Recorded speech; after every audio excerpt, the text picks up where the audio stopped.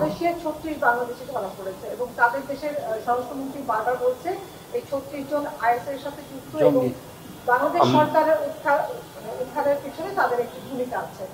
বাংলাদেশ সরকারের উত্থানের পিছনে আচ্ছা ওকে, পরের বাক্যটা আমার নজরে আসে নাই, তবে তারা তাদেরকে সন্ত্রাসবাদী সন্দেহে আটক করেছে।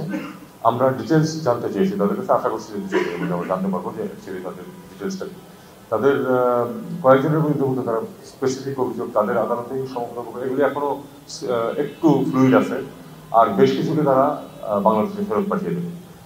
ফেরত পাঠিয়ে দিলে স্বাভাবিকভাবেই আমাদেরও চেক আপ করতে হবে যে আসলে তাদের কতটুকু কি তাদের সম্পৃক্ততা আছে কোন সংগঠনের সাথে, সেটা আমাদের নিশ্চিন্ত আমাদের পক্ষে নিশ্চিত দেখবে। বিভিন্ন দেশের ভিসা প্রাপ্তির ক্ষেত্রে এটা কতখানি প্রভাব ফেলবে বলে আপনি মনে করেন?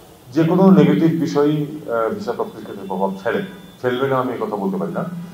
আমাদের দেখতে হবে যেন আমরা প্রপার স্টেপস যদি নেই তাহলে সেটা মিনিমাইজ করা যাবে।